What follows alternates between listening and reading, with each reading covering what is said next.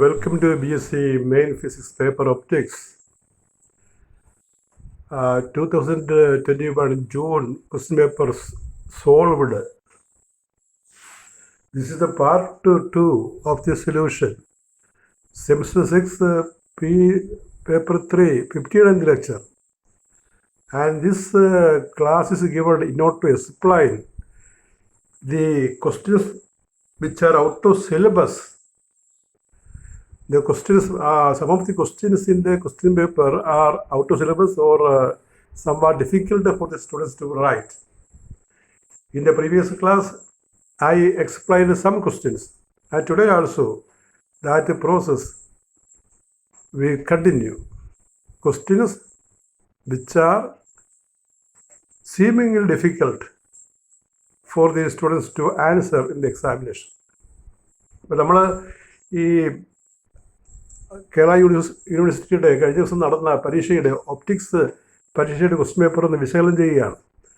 അപ്പോൾ ക്വസ്റ്റ്യൻ വളരെ എണ്ണം കൂടുതലുണ്ടെങ്കിലും ഈ പല ക്വസ്റ്റ്യനും കുട്ടികൾക്ക് ചെയ്യാൻ പറ്റാത്ത വിധത്തിലാണ്. ഇപ്പോൾ ഒരു 3 മണിക്കൂറിൻ്റെ സിലബസ് പറഞ്ഞിട്ട് ഒരു 30 മണിക്കൂർ സിലബസ് പഠിച്ചാൽ അതിൽ നിന്ന് ചോദിക്കാവുന്ന രീതിയിലാണ് ചോദ്യങ്ങൾ കൊടുത്തിരിക്കുന്നത്. പല ക്വസ്റ്റ്യനും ആ കുട്ടികൾ ഏതെങ്കിലും കുട്ടികൾ കണ്ട് പഠിച്ച് കാണുമോ എന്ന് സംശയമാണ്. അതേ രീതിയിലാണ് ക്വസ്റ്റ്യൻസ് ചോദിച്ചിരിക്കുന്നത്. അപ്പോൾ ഇന്നലെ കഴിഞ്ഞ ക്ലാസ്സിൽ ഞാൻ അതുപോലുള്ള കുറേ ക്വസ്റ്റ്യൻസ് പറഞ്ഞിരുന്നു. അത് പല കുട്ടികൾക്ക് ചെയ്യാൻ പറ്റാത്തതാണ്, പരീക്ഷയിൽ ചോദിക്കുകയും ചെയ്യും. അപ്പോൾ ഇന്നും അത്തരത്തിലുള്ള ബാക്കിയുള്ള കുറച്ച് ക്വസ്റ്റ്യൻസ് ഞാൻ പറയുകയാണ്. അപ്പോൾ ഇവയൊന്നും എഴുതാൻ പറ്റിയില്ലെങ്കിലും വേറെ ചോയ്സ് ഉണ്ട്, എഴുതാൻ പറ്റാവുന്നതുണ്ട്. പക്ഷേ ഇത് വളരെ കുട്ടികൾക്ക് വളരെ ഉദാരമായിരിക്കും പരീക്ഷ എന്ന് പറഞ്ഞിട്ട് ഈ ചോദ്യകർത്താവ് കുറേ ക്വസ്റ്റ്യൻസ് സിലബസിൽ പെടാത്തത് അല്ലെങ്കിൽ ഒരു വാസ്റ്റ് സിലബസിൽ നിന്ന് ക്വസ്റ്റ്യൻസ് ഉൾപ്പെടുത്തി ഇപ്പോൾ ചേർത്തിരിക്കുകയാണ്. അത് കുട്ടികൾക്ക് വളരെ പ്രയാസമായിട്ട് തോന്നിക്കാണും. അധ്യാപകർക്കും ഇത് പഠിപ്പിച്ച അധ്യാപകർക്കും അല്പം വിഷമം ഉണ്ടാകാൻ കാരണമുണ്ട്. കാരണം അവർ പഠിപ്പിച്ച പല ചോദ്യങ്ങളും വന്നിട്ടില്ല. ഈ സിലബസിന് പുറത്ത് നിന്ന് മാറി. ഇപ്പോൾ ഹോളോഗ്രാഫി എന്ന് പറഞ്ഞു കഴിഞ്ഞാൽ ഹോളോഗ്രാഫിയുടെ ടോപ്പിക്ക് പറഞ്ഞാൽ എത്രയോ ലെങ്ത് ആ ടോപ്പിക്കുണ്ട്. അതൊരു 3 മണിക്കൂർ സിലബസിൽ കുട്ടികൾക്ക് പഠിക്കാൻ പറ്റത്തില്ല. കുട്ടികൾക്ക് പഠിക്കാവുന്ന ലിമിറ്റുണ്ട്. ആ ലിമിറ്റിന് പുറത്തുള്ള ക്വസ്റ്റ്യൻസാണ് ചോദിച്ചിരിക്കുന്നത്. അങ്ങനെ ചില ക്വസ്റ്റ്യൻസാണ് ഇവിടെ ഞാൻ പറയുന്നത്. So look here, semester 6 paper 3 analysed 2021 June question paper solved part 2. അപ്പോൾ ഇതൊരു എസ് ഐ ആയിട്ട് ചോദിച്ചൊരു ചോദ്യമാണ്. അതായത് ലോങ് ആൻസർ ക്വസ്റ്റ്യനായിട്ട് ചോദിച്ചതാണ്. 15 മാർക്കിലെ ചോദ്യമാണ്. ഇത് ആരും തന്നെ എഴുതാൻ സാധ്യതയില്ലാത്ത ചോദ്യമാണ്. കാരണം ഇത് എഴുതണമെങ്കിൽ വൈഡ് റീഡിങ് വേണ്ടി വരും. അതൊരു ചോദ്യമാണ്. അത് ഈ കാലത്ത് അല്ലെങ്കിൽ ഈ സമയത്ത് ഈ കോളേജിൽ ക്ലാസ്സുകൾ നടക്കാത്ത സമയത്ത് വിദ്യാർത്ഥികൾക്ക് നടന്നു കാണുമോ എന്നുള്ള കാര്യം സംശയമാണ്. അതൊരു ചോദ്യമാണ്. 15 മാർക്കിൻ്റെ എസ് ഐ ടൈപ്പ് ക്വസ്റ്റ്യനാണ്. ആകെ എഴുതേണ്ട 2 എസ് ആണ്. അതിൽ ഒരെണ്ണം ഇതാണ്, വേറെ ചോയ്സ് ഉണ്ട്. അപ്പം ഇങ്ങനെ ചോദ്യം ചോദിക്കുക എന്ന് പറഞ്ഞു കഴിഞ്ഞാൽ അല്പം ഒരു അതിൽ കടന്ന നടപടിയാണ് എന്ന് പറഞ്ഞുകൊണ്ട് ഞാൻ ക്വസ്റ്റ്യൻ ഉത്തരം വായിക്കുകയാണ്. Describe the classification of holograms, 15 marks question. So this is the answer. Hologram classifications. There are 3 important properties of hologram which are defined in the section. അതായത് ഈ ഹോളോഗ്രാമിന് ഒരു 3 പ്രധാനപ്പെട്ട പ്രോപ്പർട്ടി ഉണ്ട്. ആ പ്രോപ്പർട്ടി അടിസ്ഥാനപ്പെടുത്തിയിട്ടാണ് ഈ ഹോളോഗ്രാമിനെ നമ്മൾ തരംതിരിക്കുക. A given hologram will have one or other of each of these 3 properties. Example, ആ 3 property ഇതാണ്. An amplitude modulated thin transverse hologram or a phase modulated hologram or a volume reflection hologram. ഇങ്ങനെ 3 തരത്തിലുള്ള hologram രീതികളാണ് ഉള്ളത്. ഓരോന്ന് നോക്കാം നമുക്ക്. അപ്പോൾ ഞാൻ ഉത്തരം വായിച്ചു പോവുകയാണ്. നമുക്ക് ഒരു ഡീറ്റെയിൽ ഡിസ്കഷൻ്റെ ആവശ്യം ഇവിടെ ഇല്ല. അപ്പോൾ ഇതാണ് ഈ ക്വസ്റ്റിൻ്റെ ഉത്തരമെന്ന് കാണിക്കാൻ വേണ്ടി മാത്രമാണ് പരീക്ഷ കഴിഞ്ഞ സ്ഥിതിക്ക് ഒരു ഡീറ്റെയിൽ ആയിട്ട് എക്സ്പ്ലനേഷനോടെ ആവശ്യമില്ല. അപ്പോൾ just use C amplitude and phase modulation holograms. An amplitude modulation hologram is one where the amplitude of light diffracted by the hologram is proportional to the intensity of the recorded light. The idea is evident. A straightforward example of this is a photographic emulsion on a transparent substrate. ഒരു transparent substrate നിങ്ങൾക്കറിയാം base. Transparent സബ്സ്ട്രേറ്റിൽ ബേസിൽ കൊടുത്തിരിക്കുന്ന ഒരു emulsion, ഒരു paste ആണ് ഇത്തരം ആ hologram നിർമ്മിക്കാൻ വേണ്ടി ഉപയോഗിക്കുന്നത്. The emulsion is exposed to the interference pattern and is subsequently developed, giving a transmittance which is varies with the intensity of the pattern. The more light that fell on the plate is at a given point, the darker the developed plate at that point. അതായത് ഇത്ര എമൽഷൻ്റെ പുറത്ത് light വീഴുമ്പോൾ ആ ലൈറ്റിൻ്റെ intensity വെച്ചിട്ട് ഈ image form ചെയ്യുന്ന രീതി, അപ്പോൾ ലൈറ്റ് ഇൻറ്റൻസിറ്റി കൂടുതലാണെങ്കിൽ അതിനൊപ്പിച്ച് ഇമേജിൽ വേരിയേഷൻ ഉണ്ടാകും, ഹോളോഗ്രാമിൻ്റെ ഇമേജിൽ വേരിയേഷൻ ഉണ്ടാകും എന്നാണ് പറഞ്ഞ് വരുന്നത്. Next is second hologram. A phase hologram is made by changing either the thickness or the refractive index of the material in proportion to the intensity of the holographic interference pattern. Phase എന്ന് പറഞ്ഞാൽ നമുക്കറിയാമല്ലോ, phi എന്ന് പറയും. അത് 2π/λ ആണ്. അതായത് path ഡിഫറൻസിനെയും അതുപോലെ wave ലെങ്തിനെയും ആശ്രയിക്കുന്ന ഒരു ടേമാണ്. അത് വെച്ച് അതിൻ്റെ വേരിയേഷൻ വെച്ചിട്ട് ഹോളോഗ്രാം നിർമ്മിക്കുന്ന രീതിയുണ്ട്.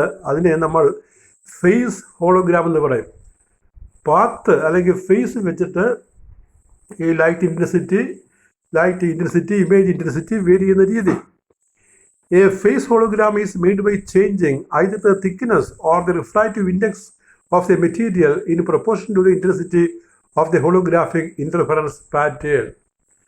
This is a phase grating, and it can be shown that when such a plate is illuminated by the original reference beam, it reconstructs in the original object wavefront. The efficiency, that is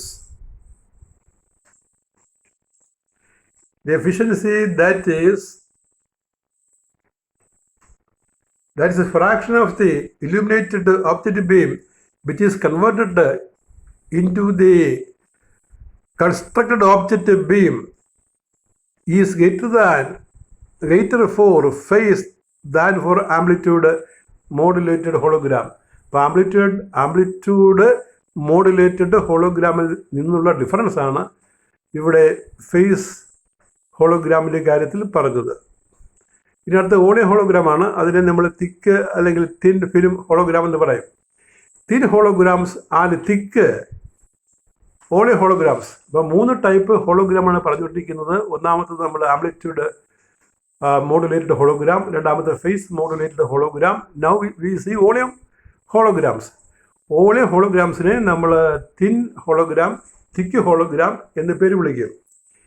A thin hologram is one where the thickness of the recording medium is much less than the spacing of the interference fringes which makes up the. You look, a thin hologram is one where the thickness of the recording medium is much less than the spacing of the interference fringes which make up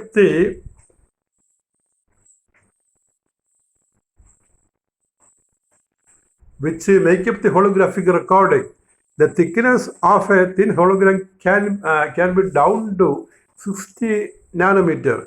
ഒരു ഈ thin film ഹോളോഗ്രാമിൻ്റെ thickness 60 nanometre വരെ വരാം. 60 nanometre, 60 × 10⁻⁹ എന്നർത്ഥം. By using a topological insulator material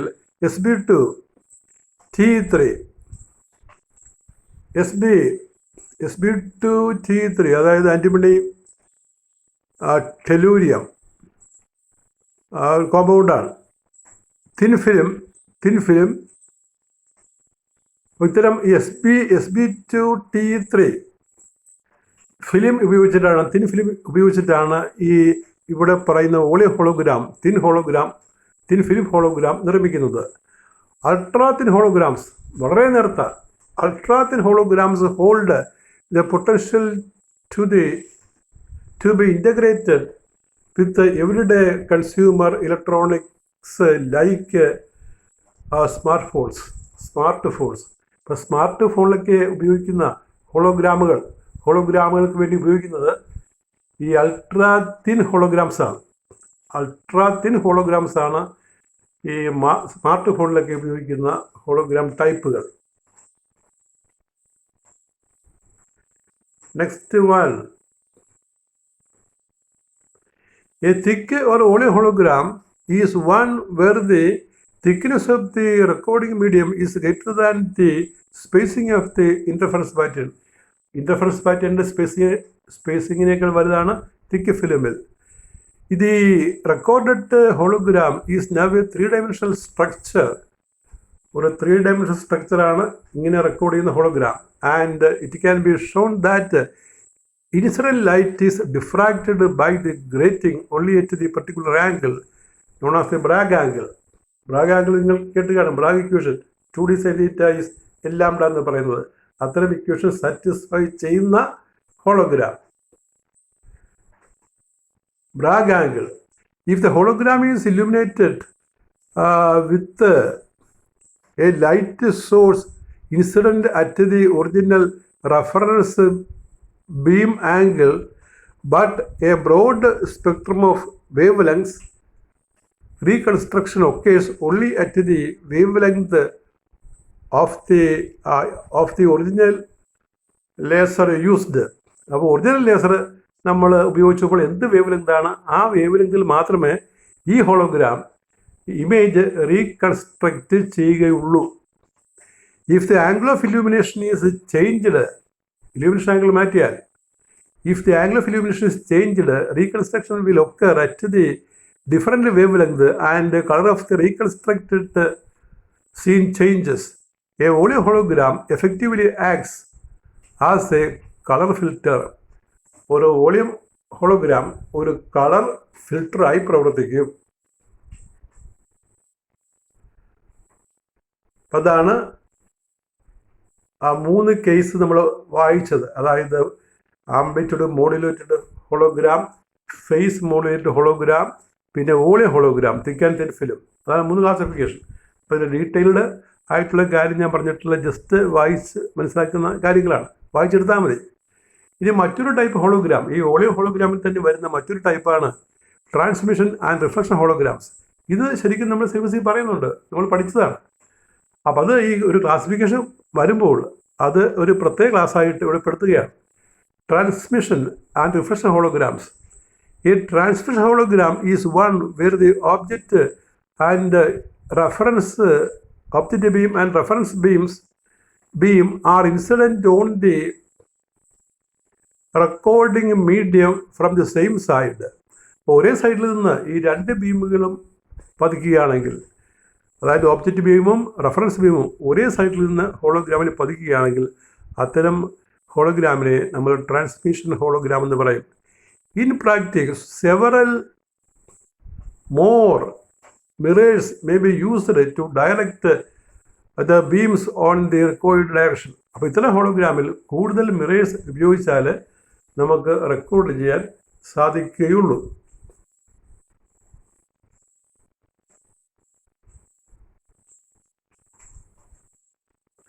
Normally, transmission holograms can only be reconstructed using a laser or a quasi-monochramatic source.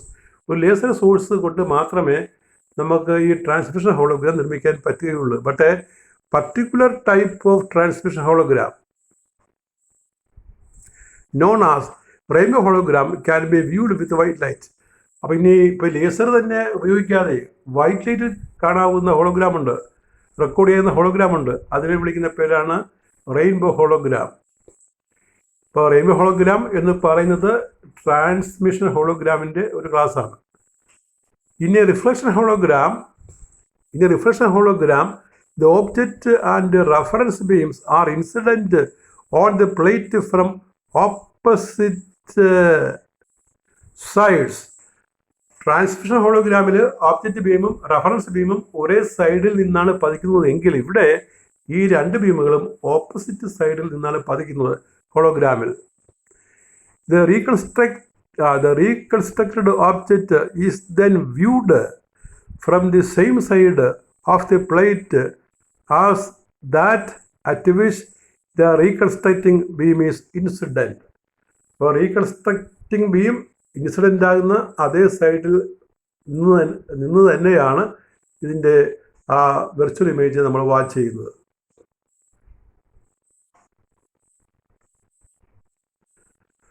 Only holograms can be used to make reflection holograms. അപ്പോൾ ഈ ഓളിയോ hologram, thin film ഹോളോഗ്രാംസ്, അവയാണ് നമ്മൾ reflection ഹോളോഗ്രാംസ് നിർമ്മിക്കാൻ വേണ്ടി ഉപയോഗിക്കുന്നത്. As only a very low intensity diffracted beam would be reflected by a thin hologram. ഒരു ഹോളോഗ്രാമിൽ നിന്ന് വളരെ കുറച്ച് ലൈറ്റ് മാത്രം പോകുന്ന രീതിയിലായതുകൊണ്ട് ഈ ഓളിയം ഹോളോഗ്രാമാണ് റിഫ്ലക്ഷൻ ഹോളോഗ്രാം നിർമ്മിക്കാൻ വേണ്ടി ഉപയോഗിക്കുന്നത്. അപ്പോൾ ഇതാണ് ഈ ഹോളോഗ്രാമിൻ്റെ ഒരു ബ്രോഡ് ക്ലാസിഫിക്കേഷൻ. ഇത് ഇത്ര എഴുതിയാൽ 15 മാർക്ക് കിട്ടും. പക്ഷേ ആർക്കൊക്കെ എഴുതാൻ കഴിഞ്ഞു എന്നുള്ളത് ഒരു ചോദ്യചിഹ്നമായിട്ട് അവശേഷിക്കുന്നു. കഴിഞ്ഞ പരീക്ഷയുടെ ക്വസ്റ്റ്യനാണ് ക്ലാസിഫിക്കേഷൻ. അടുത്ത 1-2 ഷോർട്ട് ആൻസറും പ്രോബ്ലമാണ്. അതും ഈ പരീക്ഷ എഴുതിയ കുട്ടികൾ പൂർത്തിയാക്കി കാണും എന്ന് കരുതാനാവില്ല. അങ്ങനെ ചില ചോദ്യങ്ങളാണ്. കാരണം ഇത് യൂഷ്വലായിട്ട് നമ്മൾ ടെക്സ്റ്റ് ബുക്കിൽ കാണുന്നത് ഏതോ പുസ്തകത്തിൽ കാണും, അതിൽ നിന്ന് ചോദ്യകർത്താവ് എടുത്തതായിരിക്കണം. പുസ്തകം ഏത് തന്നെ നോക്കിയിട്ട് നമുക്ക് അറിയാൻ പറ്റുന്നില്ല. അപ്പോൾ ചോദ്യകർത്താവിന് അറിയാൻ പറ്റും ഏത് പുസ്തകമാണ്. നിങ്ങളുടെ സിലബസിൽ പറയുന്ന ബുക്കുകളൊക്കെ നോക്കാം. ഇതാണ് ക്വസ്റ്റ്യൻ നമ്പർ 2. ഫൈൻഡ്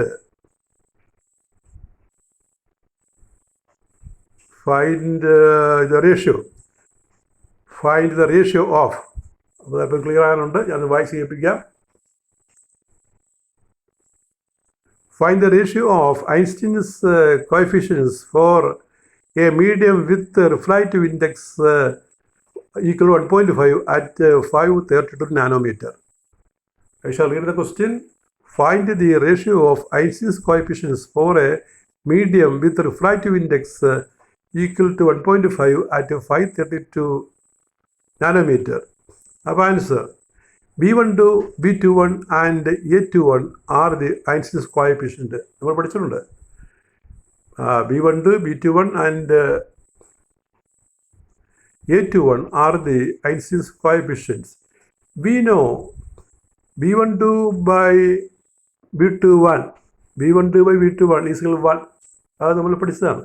അപ്പോൾ അതിന് പ്രത്യേക റേഷ്യോ കാൽക്കുലേഷൻ ഇല്ല, വേണം എഴുതിയാൽ മതി. ആൻഡ് അടുത്ത റേഷ്യോ നമുക്ക് കണ്ടുപിടിക്കണം.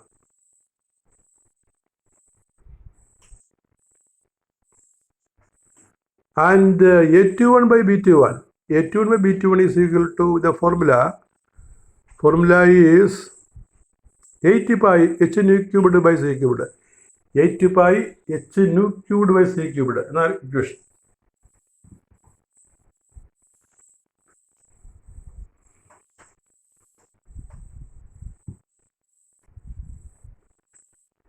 Eight by h nu cubed by c cubed, that is equal to 8 by lambda, 8 by h by lambda cubed. You know, c is nu lambda or c by nu is lambda. So lambda can be written in the denominator. 8 by h nu cubed by c cubed is equal to 8 by h by lambda cubed. But lambda is equal to lambda 0 by n, where n is the refractive index. Lambda എന്ന് പറഞ്ഞാൽ wave length ആണ്. ഈ ഫോർമുലയിൽ വരുന്ന wave length ആണ്. Lambda 0 എന്ന് പറഞ്ഞാൽ the wave length of light in vacuum. അതാണ് നമുക്ക് തന്നിരിക്കുന്നത് lambda 0. But lambda is lambda 0 by n, where n is refractive index. So we put A21 by B21 is equal to 8 pi h by lambda cubed, that is lambda 0 by n the whole cubed. N will go to numerator, 8 pi h n cubed by lambda 0 cubed equal to 8 pi into 6.626 into 10 raised to minus 34 into 1.5 cubed by wavelength 532 into 10 raised to minus 9 the whole cubed. Minus 9 meter, that is nanometer, is converted into meter.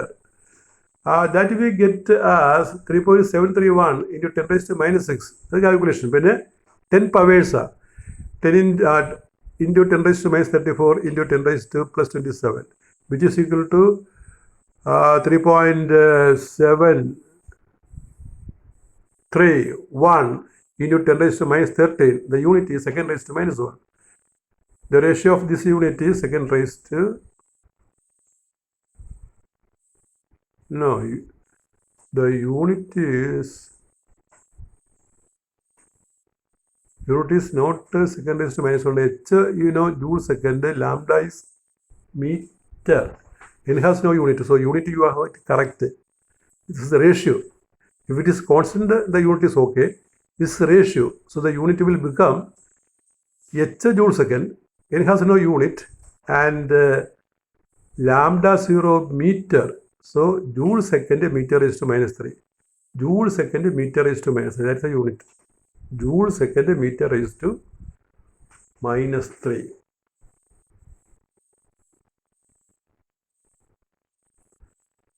Next is another short answer question,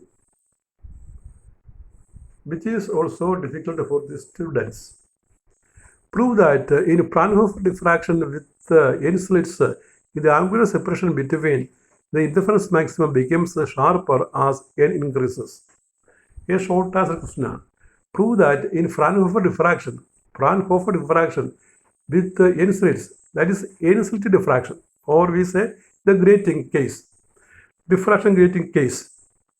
Prove that in Fraunhofer diffraction with n slits, the angular separation between the interference maximum becomes sharper as n increases. അപ്പോൾ n slit ഡിഫ്രാക്ഷനിൽ ഈ angular separation, lines തമ്മിലുള്ള maximum തമ്മിലുള്ള angular separation ഷാർപ്പറാകും എപ്പോൾ n കൂടിയാൽ, ആ number of rulings കൂടിയാൽ. അതിൻ്റെ argument എന്താണ്? അതിൻ്റെ ആർഗ്യുമെൻ്റ് നമുക്ക് ഇങ്ങനെ പറയാം. ഇതാണ് ഇതിൻ്റെ ആൻസറായിട്ട് നമ്മൾ കൊടുക്കുന്നത്. റൈറ്റ്, ഇത് C the number of slits on the grating is n is 1/d. ഒരു ഗ്രേറ്റിങ്ങിലെ ഈ number of rulings slits n is 1/d എന്ന് പറയും, where d is the grating spacing. For a given order and wavelength, the smaller the value of d, greater the angle of diffraction. കാരണം ഈ എൻ്റെ equation അറിയാമല്ലോ, sine theta is n lambda. അപ്പോൾ അവിടെ for a given order, ഒരു പ്രത്യേക ഓർഡറിന് and wavelength smaller the value of d, greater is the angle of diffraction. ഇപ്പോൾ sine theta is n lambda ആണല്ലോ. അപ്പോൾ n കൂടിയാൽ സൈൻ തീറ്റ കൂടും, അപ്പോൾ d കൂടിയാൽ സൈൻ തീറ്റ കുറയും, തീറ്റ കുറയും. In other words, the large number of slits per centimeter, the larger the number of slits per centimeter, the bigger the angle of diffraction. Hence, the interference maxima become sharper. അപ്പോൾ diffraction angle വലുതായാൽ interference maximum ഷാർപ്പറായിട്ട് മാറും. അടുത്തൊരു പ്രോബ്ലമാണ്, അതും അല്പം ഡിഫിക്കൽട്ടായിട്ട് തോന്നുന്ന പ്രോബ്ലമാണ്. ആരും തന്നെ ശരിയായിട്ട് ചെയ്ത് കാണാൻ ഇടയില്ലെന്ന് ഞാൻ കരുതുകയാണ്. A laser of 600 nanometer is used to record a hologram made up of a material of refractive index 1.495 at an angle 60 degree. Calculate the spacing between the maxima. A laser beam of 600 millimeter is used to record a hologram made up of a material of refractive index 1.495 at angle 60 degree. Calculate the spacing between the maxima. അപ്പോൾ ഒരു ഹോളോഗ്രാമിൽ ലേസറാണ് നമ്മൾ use ചെയ്യുന്നത്. 600 മില്ലിമീറ്ററാണ്, 600 nanometre ആക്കണം. എന്നമാണ് മറ്റേ എന്നമാക്കണം, അത് മാറിപ്പോയതാണ്. നാനോമീറ്ററാണ് ഈ ലേസറിൻ്റെ wave length ഉപയോഗിക്കുന്നത്. ഹോളോഗ്രാമിൽ അവിടെ റിഫ്രാക്റ്റീവ് ഇൻഡെക്സ് ഹോളോഗ്രാമിൻ്റെ 1.495 ആണ്, ആംഗിൾ 60 ഡിഗ്രി എങ്കിൽ ഈ മാക്സിമം തമ്മിലുള്ള ആ സ്പേസിങ് കണ്ടുപിടിക്കാനാണ്, അകലം. അപ്പോൾ ഈ മാക്സിമം തമ്മിലുള്ള സ്പേസിനെ വിളിക്കുന്ന പേരാണ് ഗേറ്റിംഗ് പീരീഡ് എന്ന് പറയും. Grating period. The spacing between maxima or grating period is given by P is equal to lambda by 2 sin θ. അങ്ങനെ ഒരു ഇക്വേഷൻ ഉണ്ട്. അതും ആരും പഠിച്ചു കാണത്തില്ല. The grating period or spacing between maxima P is equal to lambda by 2 sin θ. That is lambda 0 by n into 2 sin θ. You know, lambda is lambda 0 by n, where lambda 0 is the wavelength in vacuum. It is given in the question. Lambda 0 is 600. Lambda 0 is 600. So we convert into meter. 600 into 10 raised to minus 9 by n, refractive index 1.495 into 2 into sin 60. Sin 60 is 0.8660. 8660. Therefore, P is equal to 600 into 10 raised to minus 9 by 1.495 into 2 into 0.6660. That is equal to P is equal to 231.7 into 10 raised to minus 9 meter. That we convert into nanometer. That is P is equal to 23.7 nanometer. 231.7 nanometer. That is the answer.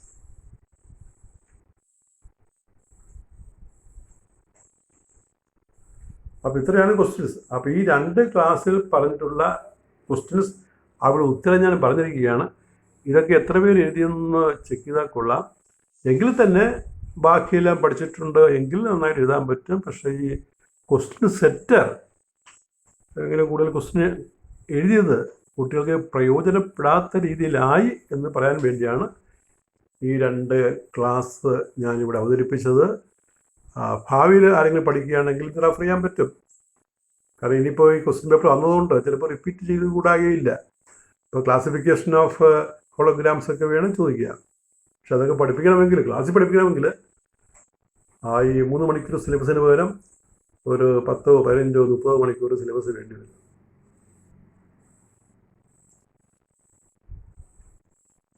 That is all. Thank you very much.